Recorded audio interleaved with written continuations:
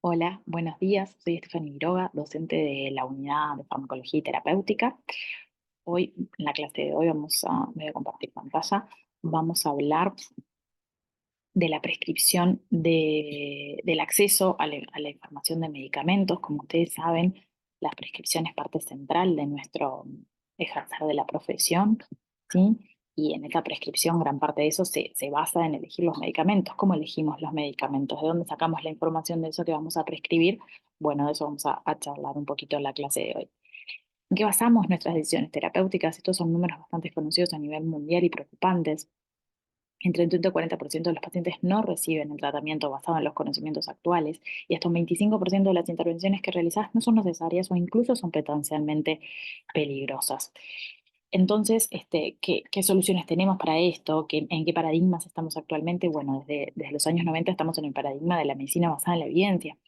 Uno de los padres de este paradigma es Saquet, que decía que la medicina basada en la evidencia es el uso consciente, explícito y juicioso de las mejores y actuales pruebas en las tomas de decisiones con nuestros pacientes. La mejor evidencia disponible es aquella investigación clínica relevante, con exactitud y precisión, tanto en pruebas diagnósticas, factores pronósticos, pero también en la eficacia y seguridad de los medicamentos. La medicina basada en la evidencia tiene tres pilares. No es solo esta punta amarilla que tenemos acá, que es la evidencia, los trabajos clínicos, las investigaciones, la evidencia, los papers que haya disponible de una temática, ¿no? Sino que tiene dos vértices muy importantes que son la experiencia del profesional de salud y también los valores y las expectativas de nuestros pacientes. Este es el verdadero paradigma de la medicina basada en la evidencia. ¿Cómo entendemos, cómo nos llega a nosotros los profesionales de salud la medicina basada en la evidencia? Ven ustedes ahí que muchas veces esta evidencia nos llega ya sea a través de un congreso, un experto, eh, que proyecta en la pantalla un abstract de un paper, ¿sí? O a través de la publicidad de medicamentos que hacen los visitadores médicos con nosotros, a través de un folleto, como se muestra ahí a la izquierda, que como puede ser de un nuevo anticoagulante, donde nos muestran una gráfica ampliada, donde nos muestran números resaltados, ¿sí? La evidencia no es el problema es cómo nos llega la evidencia, cómo las percibimos, los canales que llegan a través de nosotros. Nosotros tenemos que ser lo suficientemente críticos, tenemos que ser capaces de hacer un análisis crítico de esa evidencia y no quedarnos con estos números resaltados o meramente con el abstract publicado, ¿sí? Esa es una capacidad que debemos adquirir.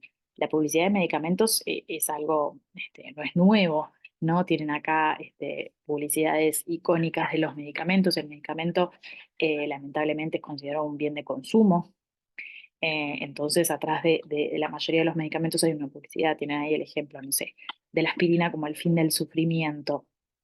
Nosotros tenemos en nuestro país una reglamentación de este decreto que pauta cómo debe ser la publicidad de los medicamentos, ¿sí? Aquellos medicamentos de dispensación sin receta obligatoria son los que pueden promocionar directamente al público, pero los psicofármacos, estupefacientes y medicamentos de venta bajo receta de profesional autorizado, esa información debería ser destinada únicamente al profesional de la salud.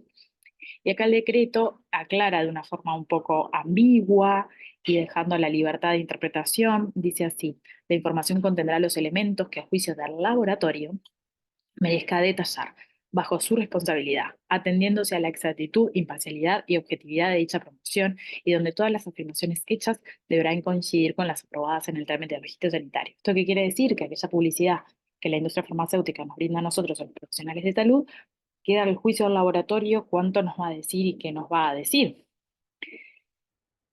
Hicimos hace un tiempo en una actividad una pequeña encuestita de cómo conocían un nuevo medicamento. Y fíjense ustedes como un 22,2% un nuevo medicamento lo conoce a través de ese visitador médico de la industria farmacéutica que hace una actividad para promocionar ese medicamento.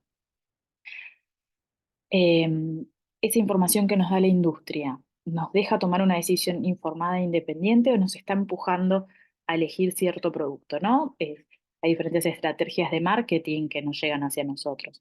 Y en estos nuevos medicamentos, fíjense ustedes este trabajo que tiene unos años ya, pero es bien interesante, como de un total de 960 nuevos medicamentos, casi la mitad no aportaba nada nuevo, ¿sí? Entonces, los nuevos medicamentos nosotros los tenemos que adquirir y empezar a prescribir si realmente van a traer un beneficio de lo que ya tenemos, un beneficio ya sea en una mayor eficacia, en una mayor efectividad o en un mejor perfil de seguridad. Si hay un nuevo medicamento, ¿qué tenemos que hacer nosotros los profesionales? ¿A dónde tenemos que ir a conocer ese medicamento? Bueno, lo adecuado sería, una vez que ese medicamento está lanzado al mercado, ir a las fichas técnicas. Las fichas técnicas tienen el perfil farmacológico de este nuevo medicamento. Soportan perfil farmacológico como mecanismo de acción, efecto, farmacodinámica, farmacocinética, perfil de seguridad, posología, indicaciones aprobadas. ¿Sí? La mayoría de las fichas técnicas las vamos a encontrar en las páginas de las agencias reguladoras. Acá les dejo una de ellas, que es la Agencia Española, que es bien interesante ya que es de acceso libre y que tiene esta información en español.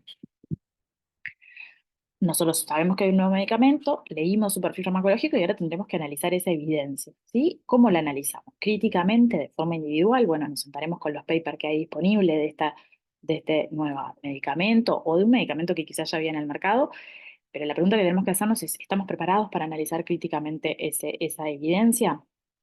Deberíamos estarlo, pero a veces el tiempo y la cantidad de información nos hace imposible analizar críticamente todo lo que hay. Entonces, bueno, existen algunas herramientas colectivas para hacer un análisis crítico de la evidencia. Acá les pongo algunos ejemplos. Los centros de información de medicamentos, los informes de evaluación de tecnologías sanitarias, comités de terapéuticas, boletines de información independiente, posicionamientos terapéuticos. Sí, vamos a ver algunos ejemplos de estas situaciones.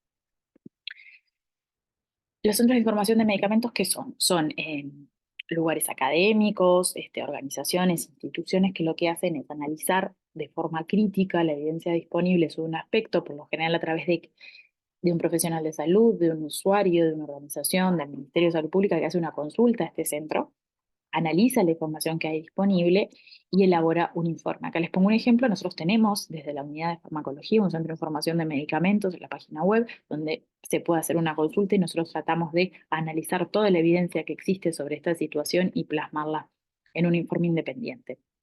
Los informes de evaluación de tecnología sanitaria, estas son organizaciones este, académicas, gubernamentales, que lo que hacen es analizar esa tecnología sanitaria y dar un informe de evaluación global. ¿Sí? Ahí les pongo el ejemplo de la red española de evaluación de tecnología sanitaria.